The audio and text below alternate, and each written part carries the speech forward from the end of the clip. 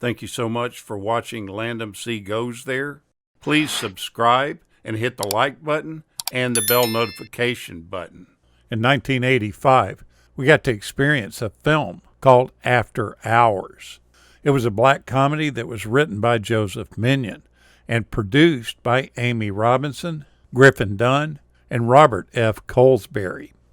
Dunn is the star of the film, and in supporting roles, we find Rosanna Arquette, Verna Bloom, Tommy Chong, Linda Fiorentino, Terry Garr, John Hurd, Cheech Marin, and Catherine O'Hara. The story follows Dunn's character named Paul Hackett. After he has a boring day at work as a computer data entry worker, he strikes up a conversation with a stranger named Marcy Franklin. All this in a cafe in New York City. Marcy tells him that she's living in SoHo with a sculptor named Kiki Bridges, who makes her living selling plaster of Paris paperweights resembling cream cheese bagels. Marcy ends up giving Paul her number. Later on that night, he calls her, and she asks him to come over. And that's when things start to get bizarre.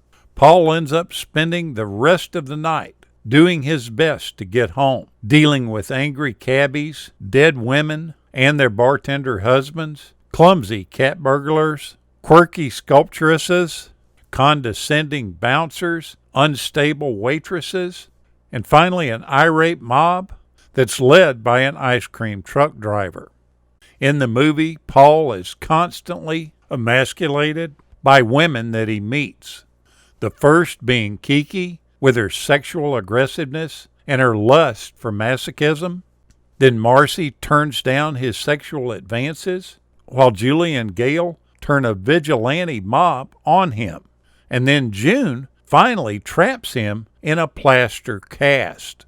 References about castration are plentiful in the movie. We see an image scrawled on the wall of the bathroom in the Terminal Bar where Paul first encounters Julie, and that image next to the urinal is a picture of a shark biting a man's privates.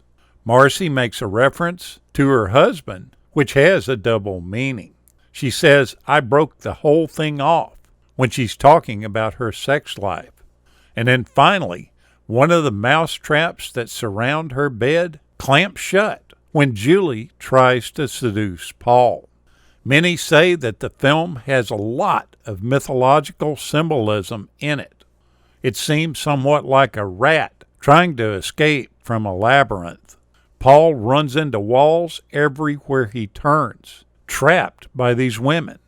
Now, Martin Scorsese, the director, had a little bit of trouble with the picture in the fact that he couldn't figure out a suitable ending for the movie. And as you watch it, you can understand why.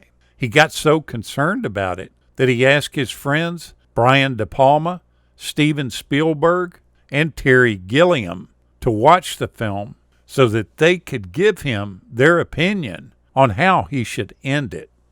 The whole movie is based on Paul trying to get home. In reality, it would have taken Paul about 1 hour and 47 minutes to walk home. That's assuming that he walks at an average speed of 3 miles an hour. The distance from his uptown apartment to Kiki's SoHo loft is approximately 5.3 miles. This script came about from Joseph Minion. It actually was his thesis for Columbia Film School. For that project, he received an A. Now, I'm not really sure if this seems like a Scorsese film at all. It seems quite different from the things that I normally see from him. It's said that during the production, he told his star, Griffin Dunn, to refrain from having any sexual relations during filming, and also that he needed to deprive himself of sleep. This was all said and done to make it seem more realistic on screen that he was dealing with this oppression and the feeling of paranoia.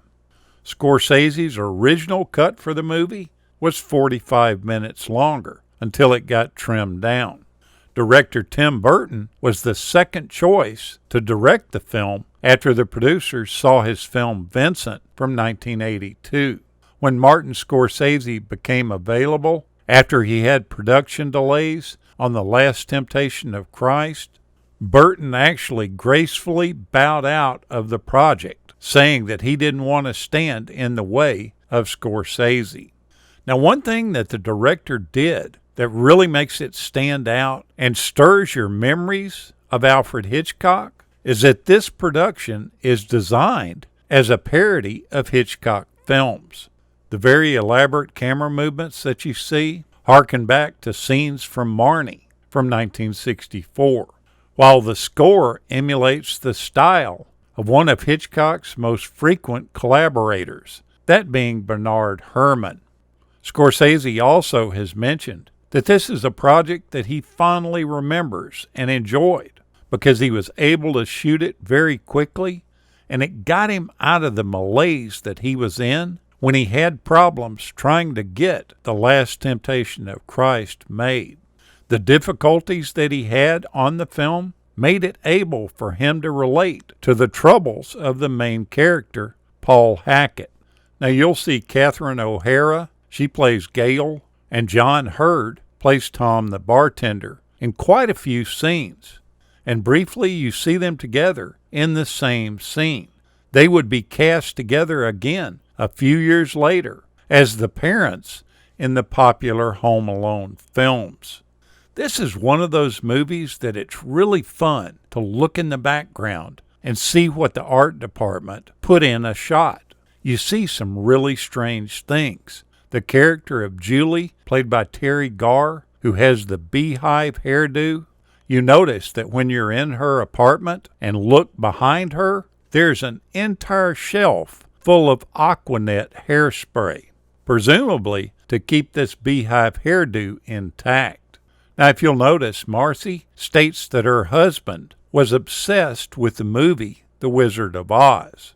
In this, Paul spends the entire time in the film wanting nothing more than just to get back home, like Dorothy did. And the other ironic thing about this, and the tie to The Wizard of Oz, is that Marcy dies in this film from a Seconal overdose, the same way that Judy Garland did in real life. Now, speaking of Marcy, that's played by Rosanna Arquette, who really does an awesome job in this role. Her character of Marcy is depicted with bare feet in some of the movie's poster artwork. And this is pretty ironic when you know that Arquette would always refuse to appear barefoot in any movies during that time because she didn't like the way her feet looked. She didn't think they were attractive enough, insisting on foot doubles if those shots were essential to the plot. Go back and watch this really bizarre Scorsese film. I don't know what to think about it. It's really a good film, but it's a strange one. It definitely wasn't what I expected. Thank you so much for watching, and we'll continue to chase the classics.